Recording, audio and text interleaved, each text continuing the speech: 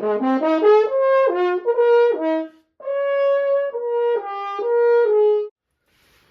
welcome back to the shop here at Boyd's Brass. Today I'm back with my N Series 8D. Now, last time you saw this horn, it looked pretty much different than this. It had the bell off, the lead pipe off, and I was struggling to get this ring here to fit. Well, in a desperate attempt to figure things out, I sent it out to Chuck Ward just because he's the master of such things, all things French horn, and it came back with the bell back on, the lead pipe back on, and the screw ring replaced with a Conn screw ring that actually fit the horn perfectly. So huge shout out to Chuck for his awesome work. He was able to save the original flare. He did put the bell back together beautifully. I was going to do that job on the channel here, but I figured, you know what? Let's have a master do it while it's there. So I'm really happy with how this turned out. So the only thing left to do this horn, I hope, is go ahead and clean the slides, the valves. So I'm going to go ahead and do that. So you may be wondering how I create a working valve section from such a hodgepodge of parts.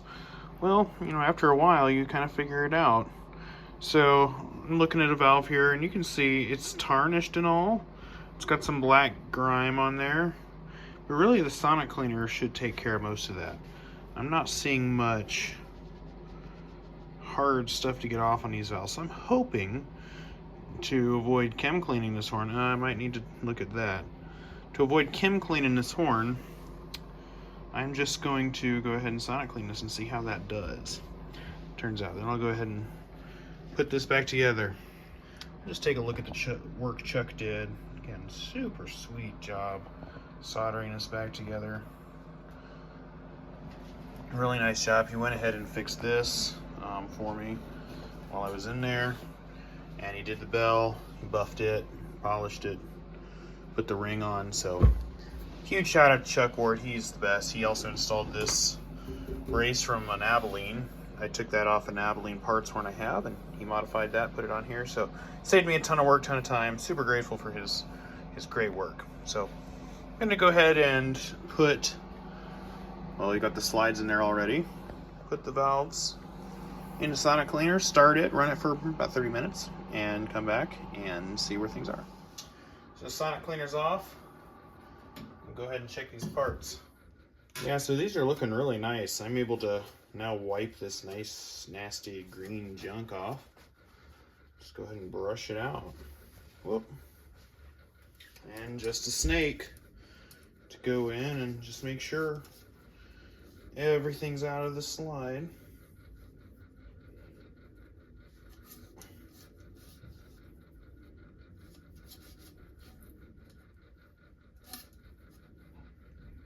So yeah, these are coming out clean. I'm going to go ahead and do all of the slides this way and we'll be back.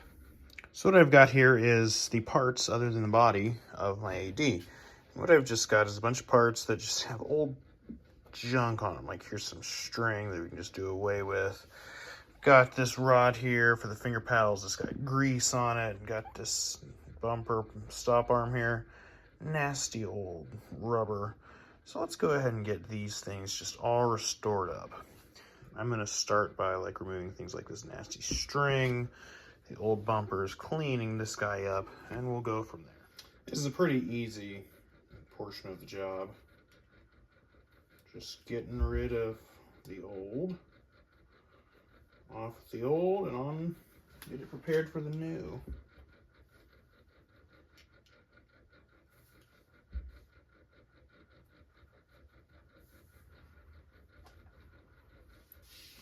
I think I might have mentioned this before in a previous video, but these rubber bumpers are rock hard. This horn, I don't think has been played for decades. So this may be unconventional, I don't know, but these rubber stoppers are so stuck in there that I'm just taking my little dinky screwdriver here, putting each stop plate gently in my vise, not cranking it down any or anything. Putting it in my vise and just tapping with my rawhide mallet at these stoppers.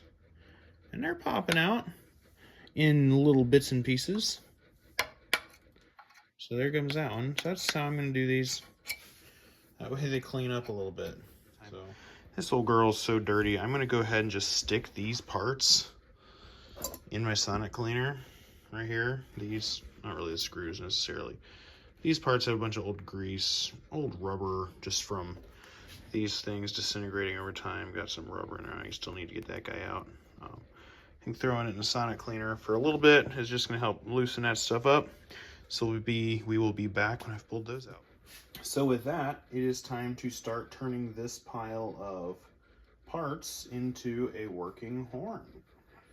For the first time in many years, this will be a playing instrument. So I'm going to start, I think, on this one with the valves and just putting this entire section together. The sonic cleaner, by the way, did just an awesome job on these parts.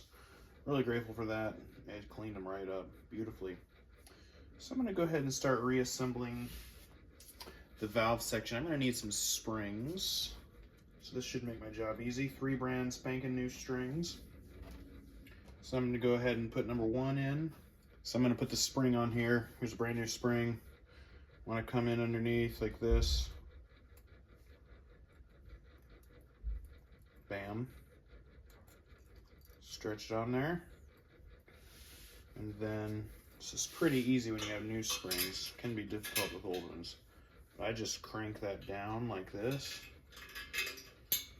And then I slide it in like so.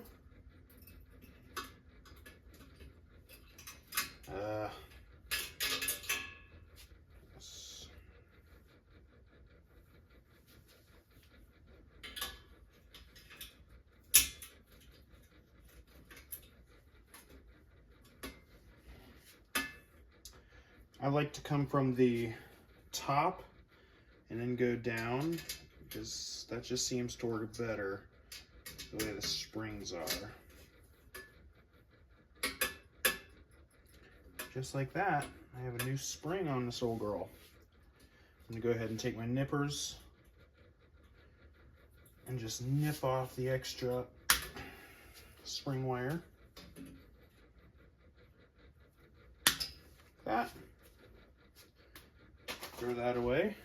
And I like to take my flat pliers and just press that spring down. That. And just like that.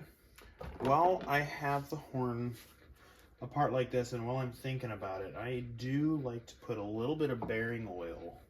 It's full synthetic, it's not going to disintegrate and cause damage. Just right in there, right? It's going to allow this thing to really spring around well. Alright, going to number 2.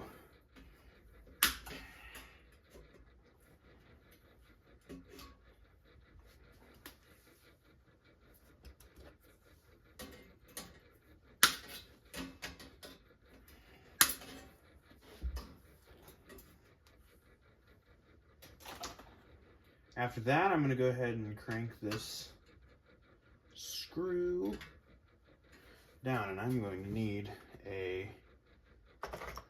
much smaller screwdriver for this job.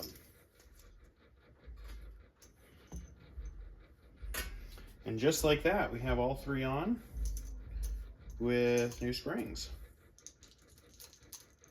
So I'm going to come over to the underside of this horn now and go ahead and install these stop plates.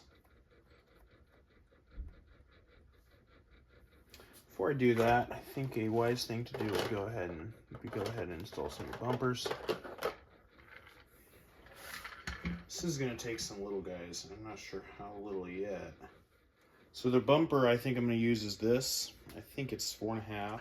So I actually found while doing the alignment that these 4mm bumpers that I have work way better on this horn. Actually, 100% perfect. I've got perfect alignment in this first valve. So I'm going to go ahead and put 4mm bumpers in all of these here. One of the tricks of these horns is this trigger, of course. And before I get too deeply into this, I decided to go ahead and do this. So what am I going to use for a spring? I'm going to experiment. I actually don't have any springs for this right now. I just figured out. But I have this big fat tuba spring that I can modify, I think. to fit this horn. So I'm going to go ahead and mess around with that. I'll put this on camera. I'm going to bring y'all to a different angle here. So I'm going to do, I'm just going to, I've got a ton of these things. And I don't really use tuba springs. I used to do tuba work more. I haven't used tuba springs in a long time. I'm just going to go ahead and lop the end off one of these. So now I have spring. So what I've done here for comparison purposes is I've grabbed my M Series 8D. This horn's for sale at boydsbrass.com in case you're wondering. Fantastic horn, plays amazing. All that to say, I'm going to go ahead and do some comparison, if you know what I mean. And if you're a repair tech, you may know why as well. This can get down into the weeds. Yes, now we're cooking. So I can make this way too strong, like that. I think I might just wrap this around a little more.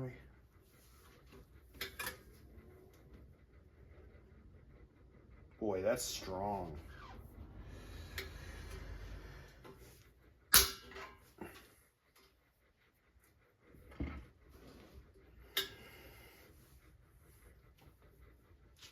The next part to pull from the mini parts pile is this little screw.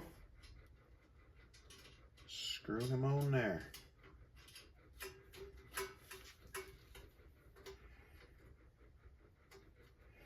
Get that guy a little tight. And there we have it. Wow, quite strong spring. But there you go, if you're in a pinch. Tuba springs, chop it up. You can only use one side apparently for this job, but that's all right because you only need one. That's pretty strong. Of course, it's a tube spring, but ironically, the small rotor, the number 4 rotor, actually is requiring 4.5 millimeter bumpers. I may have to trim these down for them to be in alignment, but that's pretty ironic, being at the smallest rotor on the horn takes the biggest bumpers. But you know what? You got to do what you got to do. You can see here this rotor, I'll show this to you. It's still got some tarnish on it, but it's completely smooth, completely clean. Right, this is just metal tarnish. It really is not anything you need to polish off. A lot of shops I've seen go ahead and like put this in a metal wheel or something and polish that. I just think that's so unnecessary, and it reduces the life of the valve, especially because you're taking just a tiny bit of metal off. Right, especially the classic horn. I kind of understand if you're doing a cheap single, student horn or whatever, and that's going to be an issue anyways in the valves. I understand, I suppose, taking some metal off. It's not going to last that long. But a classic horn like this, right, that somebody's going to want to love and play in a professional setting, I just can't justify making a rotor that you don't even see anyways, look beautiful just because it needs to look beautiful. If something needs to happen, great. Make it look beautiful on the outside and everything, but don't mess up your rotors. So sometimes when I do a horn, and I do horn work, on a cheaper horn, sometimes I'll sit these rotors down and no way, this is not going to work. These Conn rotors from back in the Elkhart era, you just tap them down, they sit perfectly. There is no up and down play in this valve whatsoever. It spins beautifully, and all I did was tap it down. Sometimes you got to finagle the valve a bunch. Not on a well-built horn. This is a well-made, professional horn. There's nothing cheap about this N series. Valve cap goes back on beautifully. On the 8D, there's 2 different types of stop arm.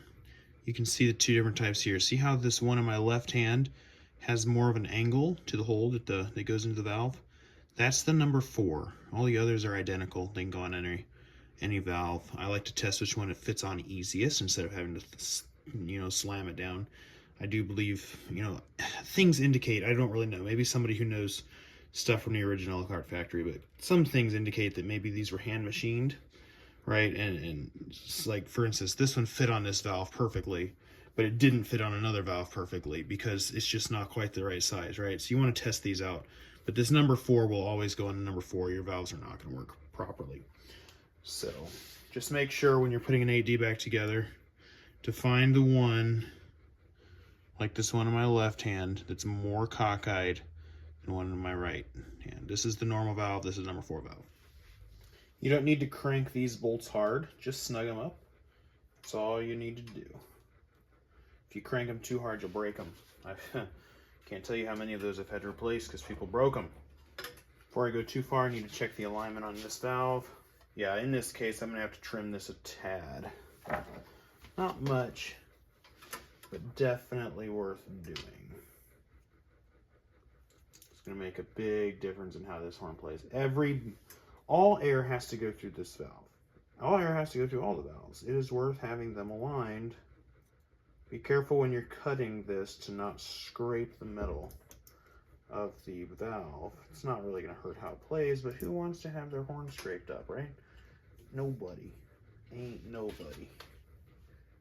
You can see this little bit of a bumper that I shaved off. That's how little I'm shaving off to get these in line. It's a very, very minute amount, but I like to quote my professor, thousandths of an inch really matter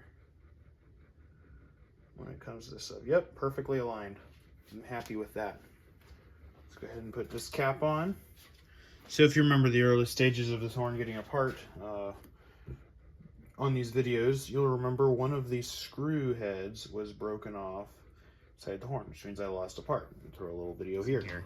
I'm actually able to take my needle nose screwdriver and twist it a little bit, and it's twisting out, so I'm thankful for that. There you go, there's the broken part. Came right out.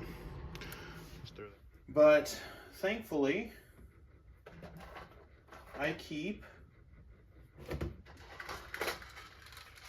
a ton of loose screws from many horns, including vintage ADs. So I'm just going to pull out another screw for this horn. Should be a perfect match. We're set. There we are. The valve section of this horn is starting to come together. Again, testament to the quality of these valves. Just tapping it in, that bearing in, and we have a perfect valve. This is fantastic. Moves freely. There's no side to side or up and down play. So I think this is a pretty unusual instance of excellent original Elkhart valves. I just want to say, in working with this valve section this evening, I don't think I've ever worked on this, original of an Elkhart in my own shop, especially the valves, put the valves back together. This is not worn out. These are not worn out valves. These are very good condition original valves, very lightly used. And I'm going to just say right now, the quality of craftsmanship in this valve block is not something I don't think I've ever worked with this kind of quality in a production horn before. This is a very high quality valve section. All of these rotors went into this horn absolutely beautifully, and they work perfect, and they align perfectly with a 4mm stop bumper, and with very little trimming. This is the only one I needed to trim. You don't really find that today. Definitely not in production horns. I hear Conn has made a new horn that's super great and all, and I haven't seen that, so I can't attest to that one. But any East Lake horn I've ever worked on is you've had to fight the valve section. Abilene's terrible when it comes to the valve sections, but there's nothing like this. Is a solid Elkhart valve section. You can feel the quality. There's no rough edges anywhere on any of the parts. They go together beautifully. They work. I mean, just look at that. That's just amazing quality right there. So Elkhart is definitely the horn, I think, and finding one like this one particularly is very hard. So keep an eye out on boysbrass.com if you're in the market for an AD. This old girl is going to be finding a happy home. I've got some fresh Yamaha string, which I believe is the best string you can get today. Go ahead and tie me a knot. Conn did a good job with their valve holes. We'll say that. They're big. They're not hard to work with. Like some of the Reynolds, if you saw that on this channel, that horn had some troublesome valve stringing issues. Well-made horn, goes right together. Easy restring job. That actually feels really good. I thought that'd be a little tough. It's actually a good feel to my hand. I do have a little bit of a strong grip, but I'm liking how that's feeling. Chop that. Heat the ends like so, just for good measure. And we have a restring valve. This is making a little noise. I'm going to go ahead and tighten it down. There we go.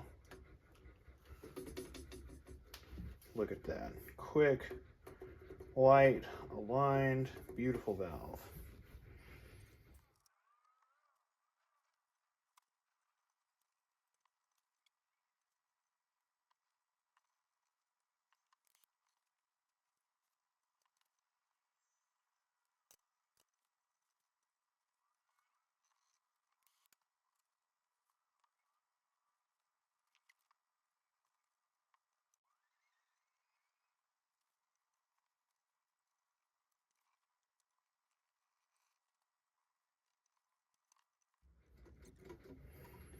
And there we are. Got this valve section working, and man, what a quick, quiet valve section it is. This is quite a nice find here. So I guess I don't technically know about you guys, but I am ready to see this horn back together. So that's what we're gonna do. I'm gonna leave my M series up, just to make you guys a little, jealous that a guy has 2 8Ds just sitting here, and the fact is that I have like 4 others. Just so you know, I like Conn 8Ds. But let's get this old girl back together. So I've got my clean slides. Go to town. The last part of this job, hopefully, unless something goes really wrong.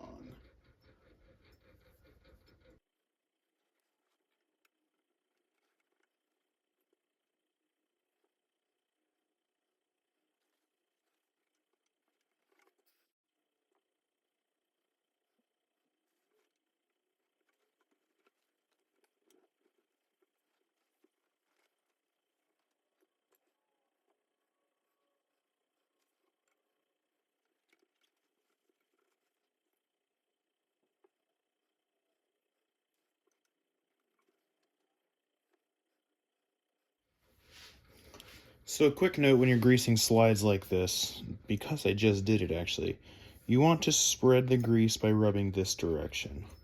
Why do you say? Well, because if you accidentally rub this direction, you'll put a little bit in the slide. You don't want that. It gets hot on your car and your horn's sitting there or whatever, and you get grease in your valves and you get a slow valve and you have to take it into the shop. Oh no. All right, so don't do that when you're greasing your slides. Always wipe away from the opening, never towards. And then when you go put the slide back in, almost inevitably there'll be some grease that pops out. Just wipe that up. You own a super expensive piece of equipment. Take good care, right? Don't be flying through greasing and oiling it. That's no good. And so there it is. Let's put the bell on.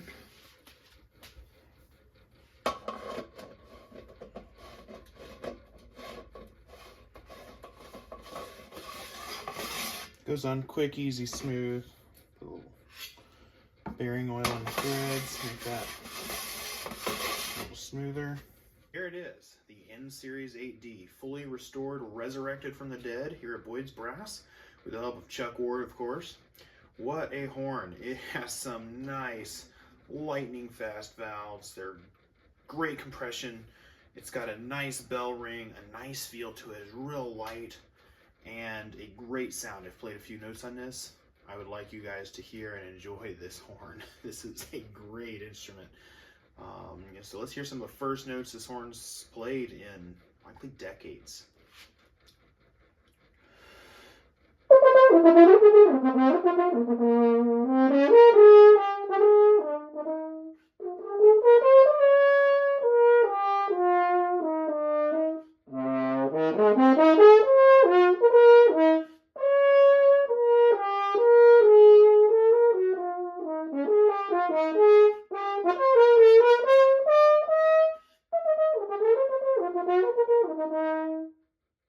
Very agile, beautiful, beautiful, traditional, classic 8D sound.